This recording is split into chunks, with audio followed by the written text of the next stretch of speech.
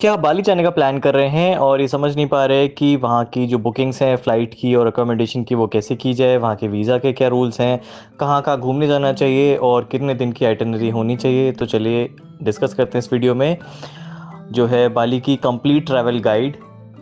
और इस वीडियो में हम ये भी बात करने वाले हैं कि अगर एक कपल को जाना है इंडिया से बाली, तो उसमें कितना खर्चा आने वाला है और क्या रेंज रहती है आपके कॉस्ट की। तो चलिए स्टार्ट करते हैं। सबसे पहले फ़्लाइट्स की बात कर लेते हैं। तो फ़्लाइट्स जो बुक करने का सबसे अच्छा तरीका ये है कि आप गूगल फ़्लाइट्स जो है वो गूगल पे लिखिए, और गूगल फ़्लाइट्स में ऑप्शन आता है कि अगर आप कोई स्पेसिफिक डेट पे जाना चाहते हैं तो वो वहाँ पे आप डाल सकते हैं। रिटर्न टिकट जो आपको चाहिए होती है यानी कि आने जाने की, वो आप वहाँ पे डाल सकते हैं। और अगर आप डेट्स के लिए बहुत फ्लेक्सिबल हैं, यानी कि आपको जाना है अगले 6 महीने में और 7 दिन के लिए या 2 हफ्ते के लिए, तो ये सब चीज़ आप डाल के डायरेक्टली उसमें एक्सप्लोर बटन पे क्लिक कर सकते हैं। तो वो आपको चीपेस्ट डेट्स दिखा देगा जो कि नेक्स्ट 6 मंथ्स में है, और आपको सबसे सस्ती फ़्लाइट टिकट बुक करने का ऑप्शन आपको मिल जाएगा। और गूगल फ़्लाइट्स की एक अच्छी चीज़ ये भी है कि उसमें आप ट्रैक भी कर सकते हैं। उसमें आप एक बटन आता है कि आप नोटिफाई कर दें, गूगल आपको नोटिफाई करता रहेगा कि जब वो सस्ती होगी या महंगी होगी फ़्लाइट, तो आपको गूगल के मेल पे आता रहेगा आपकी पर्सनल ईमेल आईडी पे कि ये फ़्लाइट का रेट इतना हो गया है। और दूसरी अच्छी चीज़ उसमें ये है कि जितने भी वेबसाइट्स हैं उस पे सारे ऑप्शन दिखाता है कि कौन सी वेबसाइट पे कितने की ये फ़्लाइट मिल रही है, तो आप अकॉर्डिंगली उसको बुक कर सकते हैं। ऑन एन एवरेज दिल्ली से अगर मैं बात करूं 2 लोगों की फ़्लाइट की आना जाना दिल्ली से बाली, तो वो लगता है स्टार्टिंग में आपको एवरेज प्राइस बताऊं तो 38,000 में 2 लोग का आना जाना लगभग होता है मिनिमम। और मैक्सिमम जो है वो बहुत ऊपर साइड जाता है, क्योंकि कई फ़्लाइट्स अवेलेबल हैं, उसमें प्रीमियम ऑप्शंस भी अवेलेबल होते हैं, तो अपर साइड काफ़ी ऊपर तक जा सकता है, 1 लाख तक जा सकता है वो तो। लेकिन ऑन एन एवरेज आपको 40-45 हज़ार में मिल जाती है नॉर्मली, अगर आप थोड़ा सा टाइम पहले बुक करते हैं। और आप इंस्टेंटली भी बुक कर रहे होंगे तो लगभग 45 से 55 हज़ार के बीच में आप लोगों को 2 लोग की रिटर्न फ्लाइट टिकट मिल जाएगी, बहुत ही आसानी से, बिना कोई रिसर्च किए हुए। और अगर रिसर्च करके आप करेंगे तो 38,000 में 2 लोग का आना जाना हो सकता है। तो चीपेस्ट से चीपेस्ट आप अच्छी फ़्लाइट भी बुक कर सकते हैं, वो भी कम पैसे में।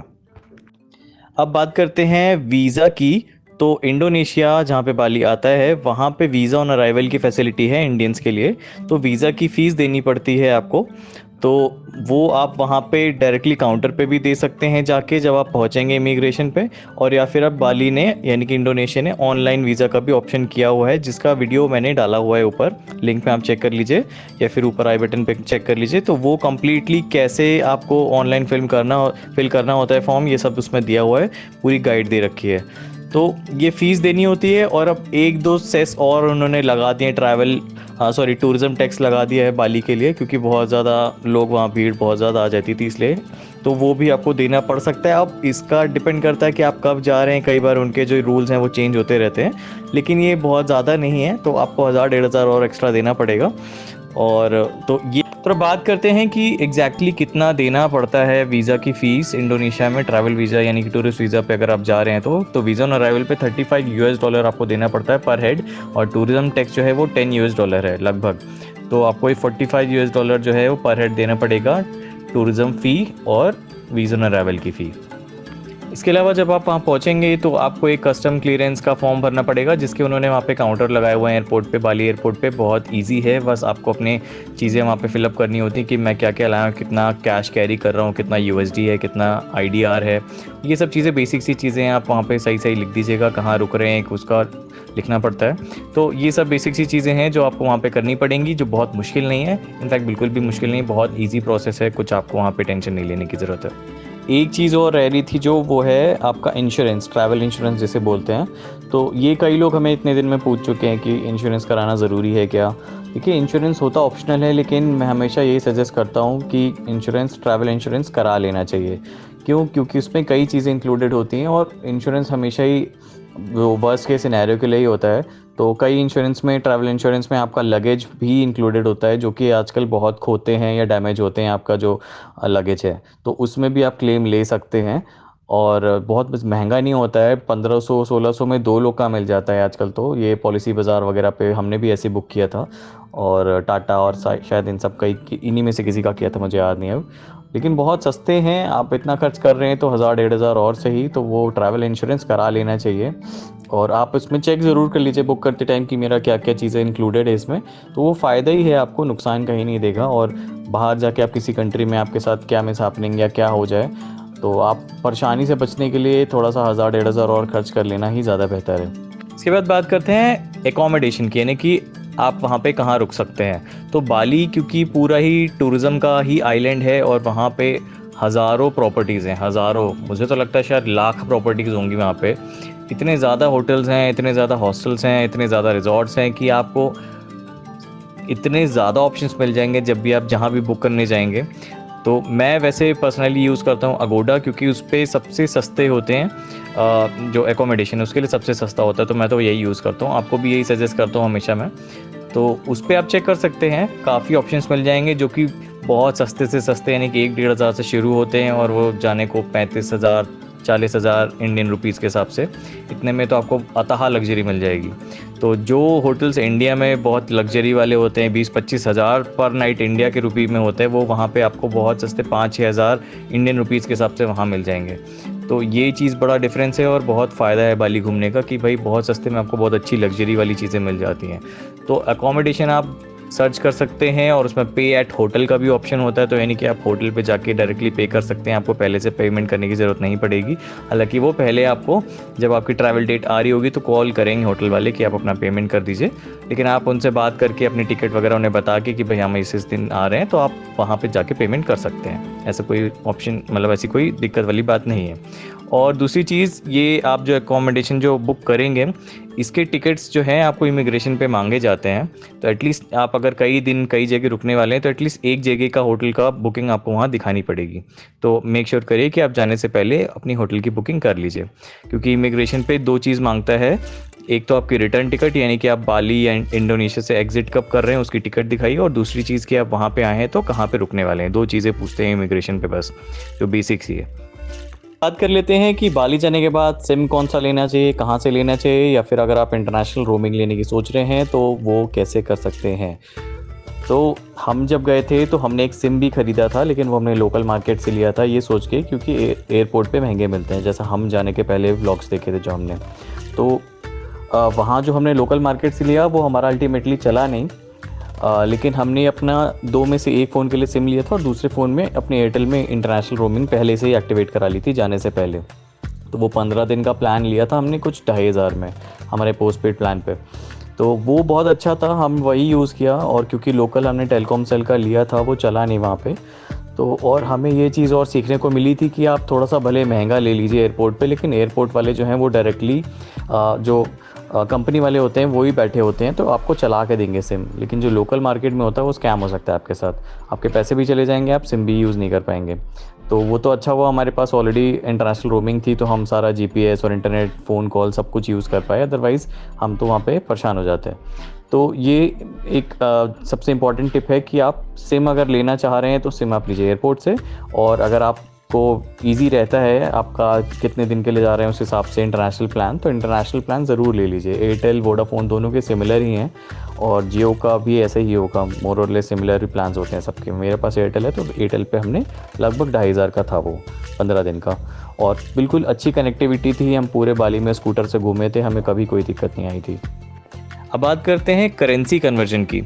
तो हमने तो कोई फॉरेक्स कार्ड लिया नहीं था, मुझे उसका कोई ऐसा ख़ास फ़ायदा लगता भी नहीं है। वो तब लेना चाहिए जब आपको हर साल या हर 2-3 महीने 4 महीने आप कहीं दूसरी कंट्री घूम रहे हो, अब्रॉड घूम रहे हो, तब तो अच्छी बात है, आप फॉरेक्स कार्ड रख लीजिए। अदरवाइज़ हमने तो कभी लिया नहीं, और ना इतना हम बाहर घूमते हैं। तो हमने अपना बस जो हमारे कार्ड्स हैं, डेबिट कार्ड हमारा, उस पर इंटरनेशनल जो था ट्रांजैक्शन वो हमने इनेबल कर रखा था। तो वो वीज़ा कार्ड आपका वहाँ चल जाता है, मास्टर कार्ड भी चली जाता है, वैसे वीज़ा तो सब जगह चल जाता है। हमने जहाँ भी रेस्टोरेंट्स वगैरह पे पेमेंट किया था वीज़ा से कर दिया था, कोई ख़ास ऐसा ज़्यादा ट्रांजैक्शन नहीं कटा था उसमें। और मोस्टली हमने कैश ले रखा था वहाँ पे, कैश हम कन्वर्ट करा के कुछ तो यूएसडी में इंडिया से लिए गए थे, इंडिया के एयरपोर्ट पे कन्वर्ट करा के, और फिर उस यूएसडी को हमने वहाँ पे कन्वर्ट करा लिया था, क्योंकि इससे बेटर वैल्यू मिलती है। ये बात मैंने पहले भी अपने वीडियो में की हुई है, लेकिन फिर से आपको बता देता हूँ कि जब भी आप वहाँ कैश कन्वर्ट कराने की उसमें रहें तो पहले इंडियन रुपीज़ को यूएसडी में कन्वर्ट करा लीजिए, और फिर वहाँ जाके यूएसडी से आईडीआर में कन्वर्ट करा लीजिए, तो टोटल कन्वर्जन वैल्यू में आपको काफ़ी फ़ायदा हो सकता है। बात करते हैं कि बाली अगर आप जा रहे हैं तो वहाँ पे खाना कैसा है, और आप अगर वेजिटेरियन हैं तो आपको वेज खाना वहाँ मिलेगा या नहीं मिलेगा, और इंडियन खाना भी कई लोगों को चाहिए होता है बाहर, तो वो ऑप्शन है कि नहीं। तो बाली में इंडियंस एज़ यूजुअल जैसे पूरी दुनिया में हर कोने में रहते हैं, वैसे बाली में भी काफ़ी इंडियंस हैं और इंडियन रेस्टोरेंट्स भी मिलेंगे। इवन बाली में इंडियंस कई तरह के बिज़नेस भी होल्ड करते हैं, यानी कि क्रूज़ वगैरह जो हैं वो भी इंडियंस ही चलाते हैं कई। तो आपको वहाँ पे इंडियन खाने की कोई कमी नहीं मिलने वाली है। हालांकि रेट थोड़ा सा ज़्यादा ही होता है, जब भी आप इंडिया के बाहर इंडियन खाना खाएंगे तो महंगा ही मिलेगा थोड़ा, बट ऑप्शंस बहुत ज़्यादा अवेलेबल है वहाँ पे। और बात करें वेजिटेरियन, जो वहाँ का फूड जो है साउथ ईस्ट एशियन, वो भी काफ़ी अच्छा आपको वहाँ पे अवेलेबल रहेगा। हालांकि हमने कभी भी इंडियन ट्राई नहीं किया था वहाँ, जितने दिन हम वहाँ पे रहे थे। हमने वेज खाया था, लेकिन वहीं का जो लोकल वेज फूड था वो खाया था।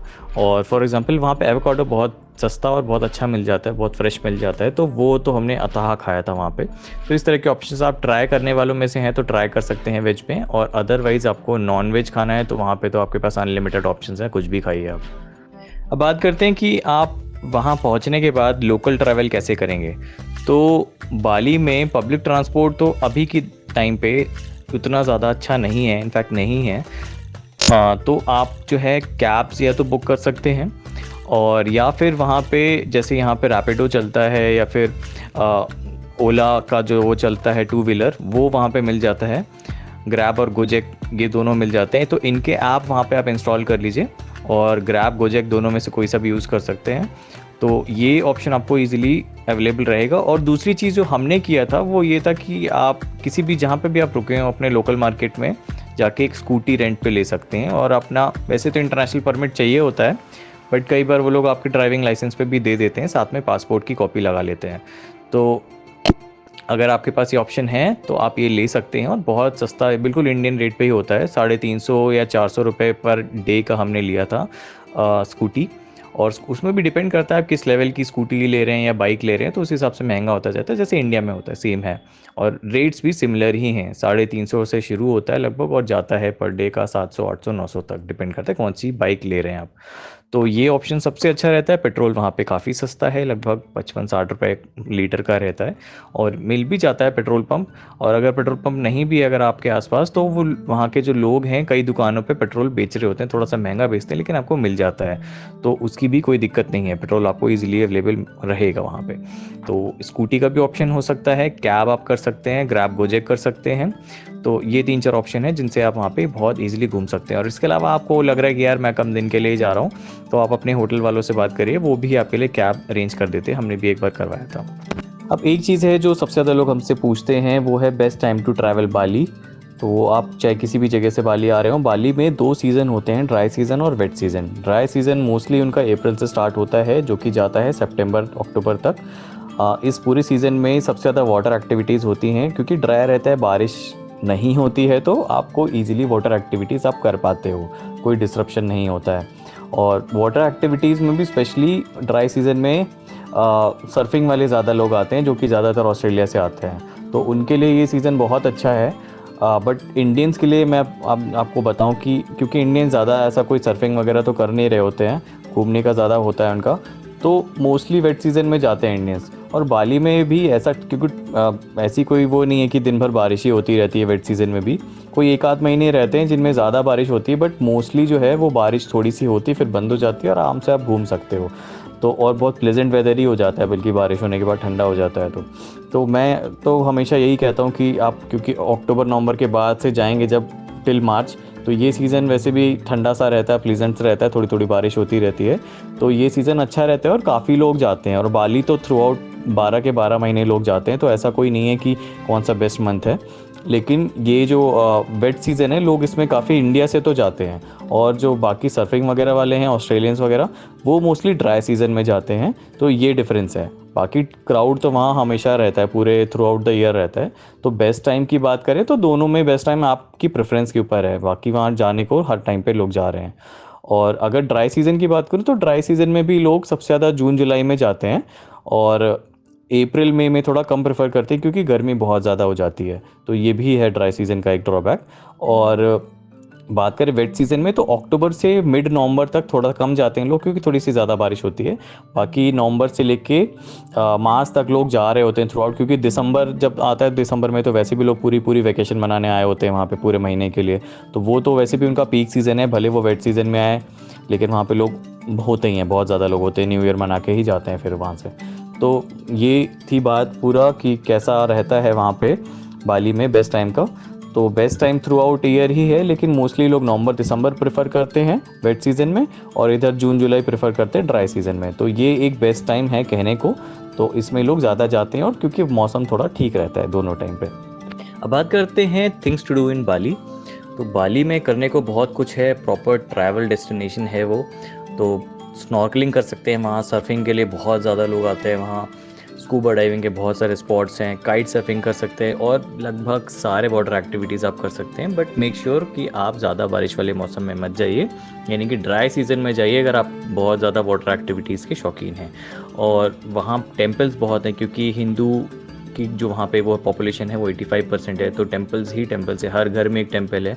और जो वहाँ के मशहूर टेम्पल्स हैं उनकी भी गिनती बहुत ज़्यादा है, ताना लॉट है, उलूवाटू है, इस तरह से बहुत सारे टेम्पल्स हैं जिनको आप वहाँ पे विज़िट कर सकते हैं। वाटरफॉल्स वहाँ पे हैं लगभग 8 से 10 जो अच्छे वाटरफॉल्स हैं, और उनमें से कुछ 3-4 तो बहुत ही ज़्यादा सुंदर है जहाँ आप अपनी बहुत अच्छी फ़ोटोज़ ले सकते हैं। ट्रैकिंग कर सकते हैं वहाँ पे, माउंट बटूर है, वहाँ पे जा सकते हैं आप। और राइस टेरेसेस हैं जो उबुद में, वहाँ पे आप हाइकिंग कर सकते हैं, शॉपिंग कर सकते हैं, लोकल मार्केट्स बहुत अच्छे हैं वहाँ पे।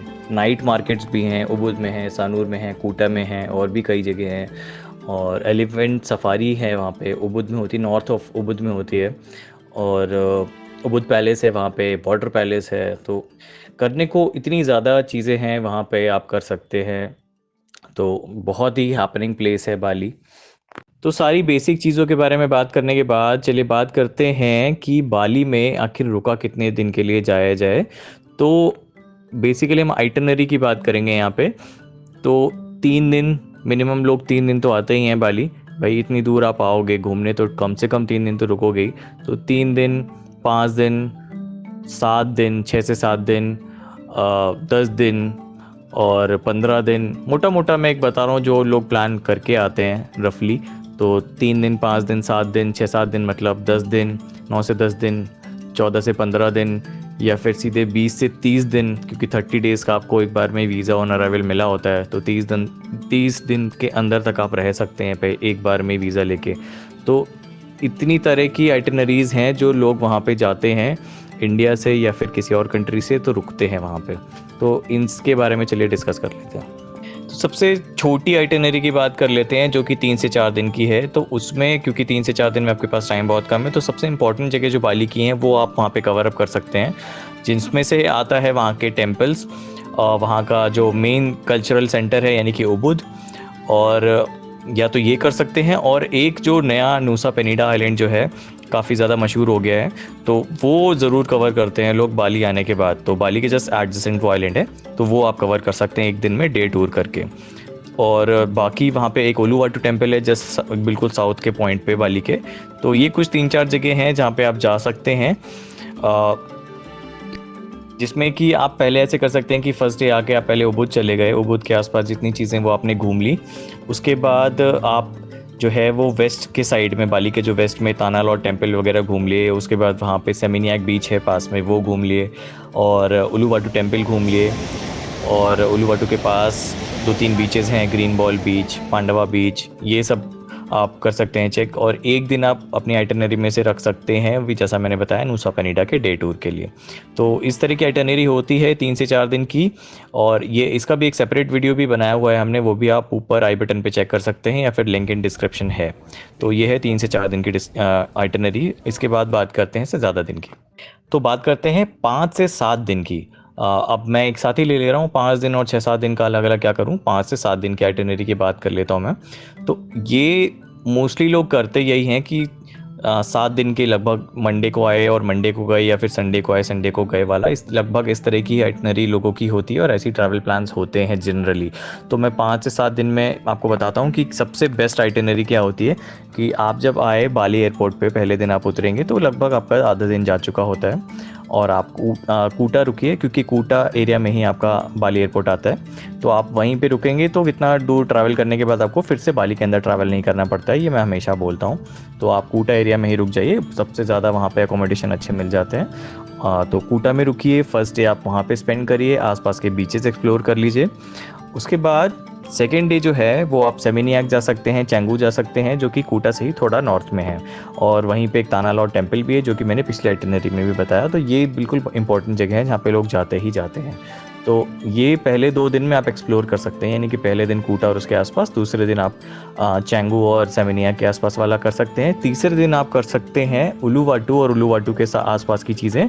और उलुवाटू जाते टाइम आपको रास्ते में पड़ेगा जो बाली की टॉलेस्ट स्टैचू है वो पड़ेगी गरुड़ विष्णु की। तो वो गरुड़ विष्णु कल्चरल पार्क है, वहाँ पे आप अपना टाइम आधा दिन बिता सकते हैं, वहाँ पे इतना बड़ा है वो।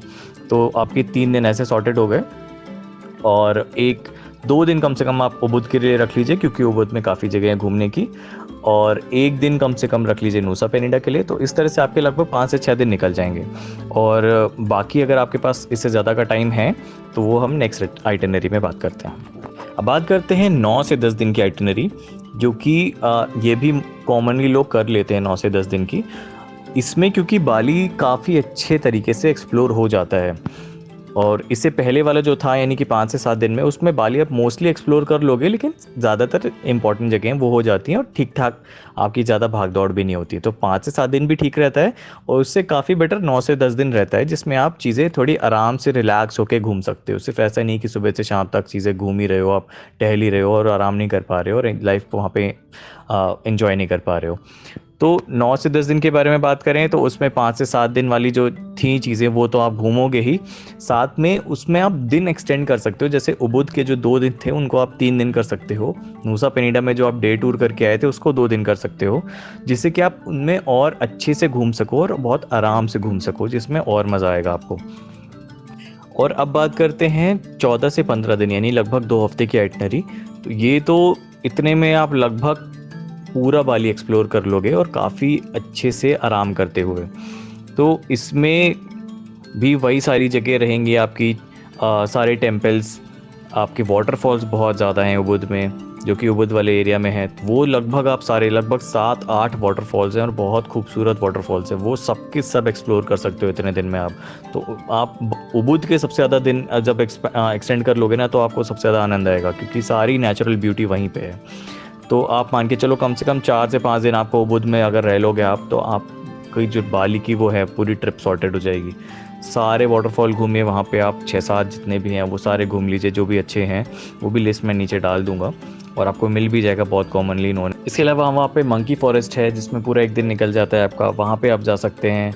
और वहाँ पे राइस टेरेसेस हैं, जहाँ पे आपने बाली स्विंग का नाम सुना होगा। बाली स्विंग पूरे राइस टेरेसेस के आसपास होते हैं, कहीं पे भी चले जाइए। वहाँ पे एक है अलास हरूम, वहाँ पे आप जा सकते हैं, काफ़ी अच्छा डे क्लब है वहाँ का। डे क्लब्स और भी कई अच्छे अच्छे खुल गए हैं, बट अलास रूम तो मस्ट है, लोग जाते ही हैं। उसके अंदर सारी एक्टिविटीज़ हो जाती हैं राइस टेरेसेस वाली। और बात करें कि आप नूसा पेनिडा का भी 1 दिन एक्सटेंड और कर सकते हैं, 2 से 3 दिन भी कर सकते हैं उसको। सेमिनियाक जा सकते हैं, सेमिनियाक सबसे हैपनिंग जगह है पूरे बाली की, सबसे ज़्यादा पार्टी वाली एरिया है, सबसे अच्छे नाइट क्लब्स है वहाँ पे, डे क्लब्स नाइट क्लब्स दोनों सबसे ज़्यादा हैं वहाँ पे। शॉपिंग के लिए वहाँ पे सबसे ज़्यादा जगह हैं, और शॉपिंग के तो आपको कई जगह कूटा में मिल जाएगा, उबुद में भी है, सेमिनियाक में भी है। तो इस तरह आप लोकल शॉपिंग कर सकते हैं। उलुवाटू जाइए, उलुवाटू के आसपास के सारे जो बीचेस हैं, ग्रीन बॉल बीच, पांडवा बीच, इस तरह की आप पूरा, अगर आप चैंगू से सेमिनियाक से देखेंगे तो और पूरा नीचे आते जाएंगे तो बीच ही बीच है लाइन से, आप वो सारे एक्सप्लोर कर सकते हैं। और गरुड़ विष्णु कल्चरल पार्क को पूरा दिन दे सकते हैं। और उलुवाटू पे जो इवनिंग में वहाँ पे कीचक डांस होता है वो भी देख सकते हैं आप। तो आपके पास जब टाइम रहेगा ना 14 से 15 दिन, तो आप बहुत आराम से चीज़ों को एक्सप्लोर करेंगे, और आप बिल्कुल जो आप माइंड है आपका रिलैक्स हो जाएगा। इतनी अच्छी जगह है, इतनी अच्छी हॉस्पिटैलिटी है बाली में लोकल्स की, बहुत ज़्यादा मज़ा आएगा। तो 14 से 15 दिन तो आपको करना ही चाहिए। हालांकि टाइम नहीं है तो 7 से 8 दिन तो आपका चल सकता है 7 से 10 दिन, बल्कि मैं कहूँगा। तो आप इतने में जाएंगे तो बहुत अच्छा रहेगा। अब बात करते हैं 20 से 30 दिन की आइटनरी। ये काफ़ी ज़्यादा एक्सटेंड हो गया, लेकिन 20 से 30 मैं इसलिए बोल रहा हूँ कि जिनके पास टाइम रहता है या जिनके पास स्पेंड करने का रहता है बजट, तो वो 20 से 30 दिन भी जाते हैं और वहाँ पे पूरा बाली और बाली के आसपास की जगह भी घूम के आते हैं। तो जो चीज़ें मैंने 14 से 15 दिन में जितनी बताई वो सब इसमें इंक्लूडेड हैं। प्लस आप गिली आइलैंड्स जा सकते हैं 2 से 3 दिन। कई आइलैंड्स है गिली आइलैंड्स अलग अलग नाम के, उन पे जा सकते हैं 1-1 दिन। तो वो आपका टाइम वहाँ निकलेगा। और अभी पूरा नॉर्थ बाली मैंने किसी भी आइटनरी में कवर नहीं किया है, क्योंकि वहाँ पे लोग नहीं पहुँच पाते हैं। काफ़ी बड़ा आइलैंड है बाली, तो वहाँ अगर आप जाएंगे तो वापस आने में आपको दिन लग जाता है। इसलिए या तो आप नॉर्थ बाली अलग से ऑल द वे रुकें।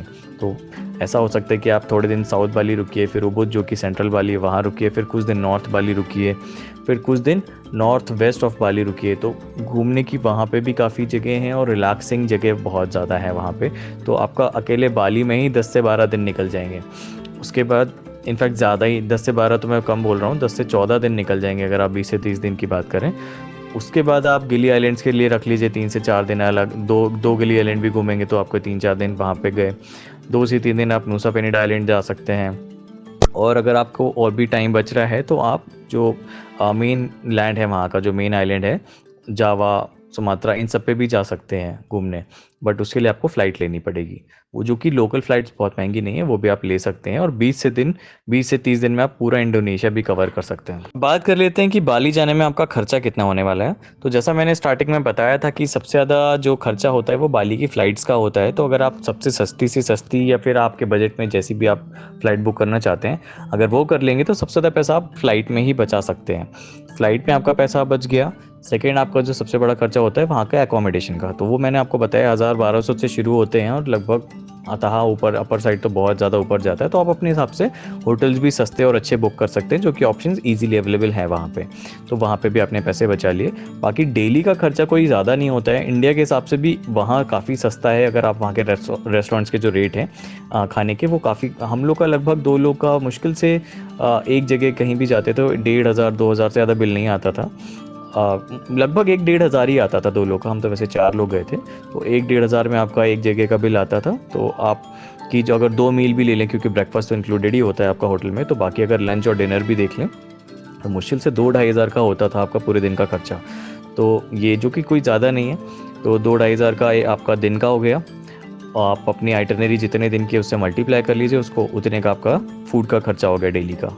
और फूड का भी, और बाकी आप ऐसे भी मान लीजिए आपका स्कूटी वगैरह भी, वो भी कोई खास नहीं, 400-500 रुपये आपका डेली का हो गया खर्चा, वो भी मिला के, और 400-500 उसमें और ऐड कर लीजिए तो 2500 मोटा मोटा ले सकते हैं आप। 2500 में आपका खाना और दिन भर का खर्चा, ये दोनों चीज़ें हो जाएंगी। और फ्लाइट का मैंने बता ही दिया, 35-38 मिनिमम जाता है। और एवरेज जो है वो 40-45 हज़ार पे वैसे मिल जाती है, अगर ठीक ठाक टाइम पे करा तो 40 से 45 हो गया वो।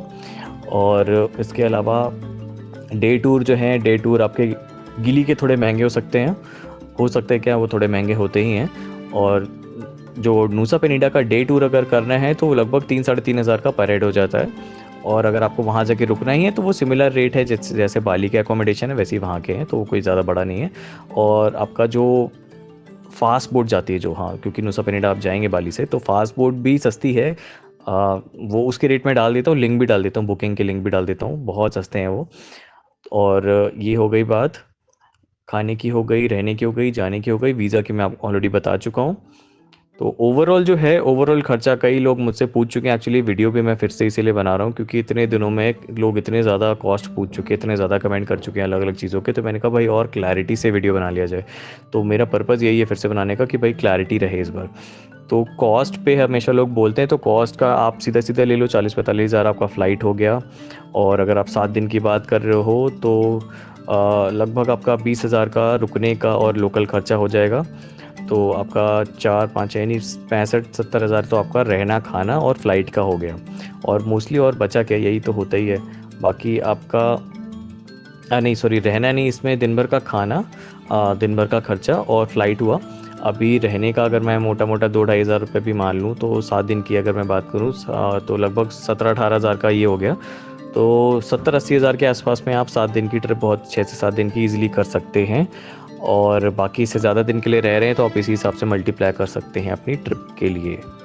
और इसमें जितने भी सेक्शंस मैंने बताए हैं उसके लगभग हर चीज़ के ही हर सेक्शन का मेरा सेपरेट वीडियो बना हुआ है, वो आप आई बटन में उसी जगह पे चेक कर सकते हैं, या फिर आप डिस्क्रिप्शन में चेक कर सकते हैं, सारे लिंक मैं डाल दूंगा, या फिर आप हमारी प्रोफाइल पे जाके देख सकते हैं। बाली के बहुत सारे वीडियोज़ बने हैं और सारे बहुत यूज़फुल हैं आपके लिए।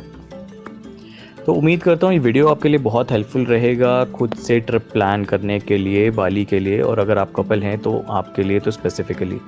और बाली की ट्रिप आप जो है पैकेज लेने की जगह खुद से आप अगर बुक करेंगे तो आराम से लाख रुपए अपनी जेब में बचा ले जाएंगे।